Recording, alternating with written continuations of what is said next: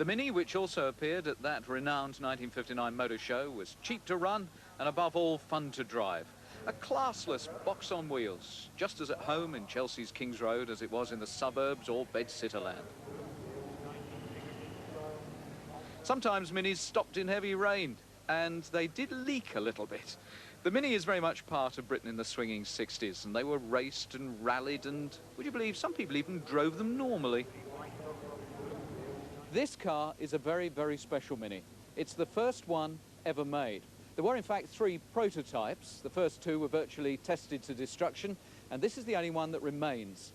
I know it's genuine because I have with me the owner of the car, a former employee of the company, Mr. Ferriman. How long have you had the car? Is it right from the moment that it was in the factory? Yes, I booked it in the morning it arrived in the department, June 1959, as it came down from Longbridge. It did 3 years in experimental, until experimental was faded out to go to Longbridge, yeah. And then I was privileged to buy this Mini. Has it been fairly reliable?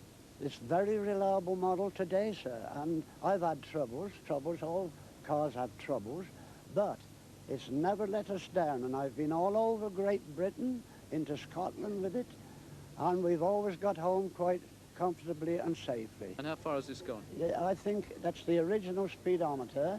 It read 600 miles when I drove it home on May the 8th, 1962, when the department let me have it.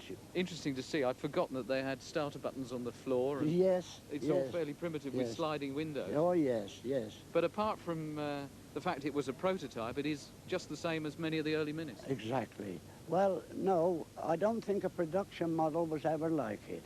No, it couldn't be repeated. Would you ever part with it? Well, I'm 80 years of age. I don't know how long I can keep it now, but I don't know what I'd do if I went in a garage and it wasn't there. Few cars are sensational. The most sensational car ever made here. 26 years and 94,000 miles on, the first Mini ever, built as a one-off for test engineers, is still on the road. Today it's examined again, this time as it goes under the hammer at a car auction in Farnborough.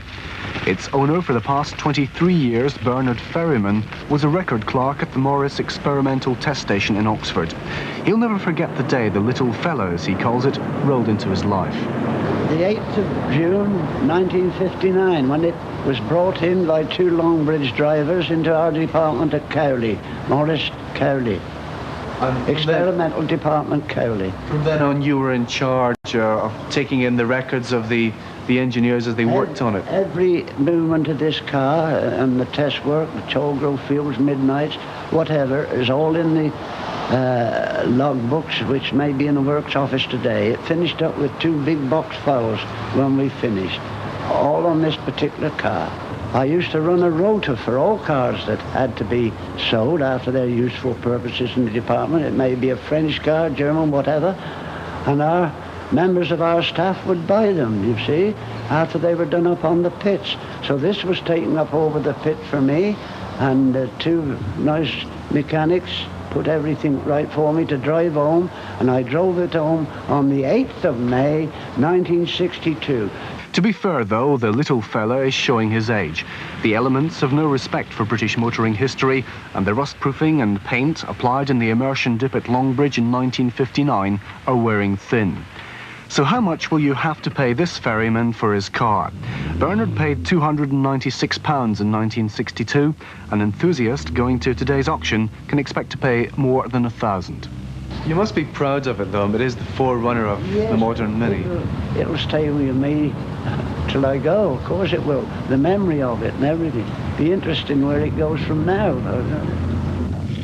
Oh, wonderful old Mini. Jimmy Greaves has joined us this morning, but before we talk about what's on the telly, did you have a Mini? Yes, yes. He looked funny in it. I still have as well. Oh, but in the changing rooms. No, yes, that's correct. Quite right, Stan. You sussed us out.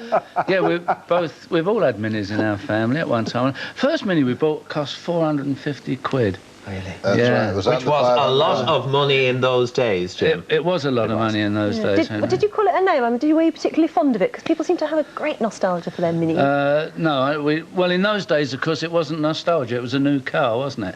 By Alec Izigonis, isn't it? He was the man who designed it. I think everyone had one, didn't they? Yeah, well, I didn't have a new one. I had a second-hand one. It would cost me 25 quid, and it had no floor in the bottom, you know. And I used to put a carpet over because I could see the cat's eyes as I was going along the road, you know. And I remember going around Liverpool, around a corner once, put my hand out, and someone stole my watch. Didn't have blinkers. How much did your first car cost, Derek? That must have been about £3.50 second-hand. Yeah, that was a Mini. I learned to drive on a Mini. I can still remember that huge gear stick. It was like holding a walking stick, wasn't it? Yeah. Yes, very long. What about your first car, Annie? How much did it cost? My mum.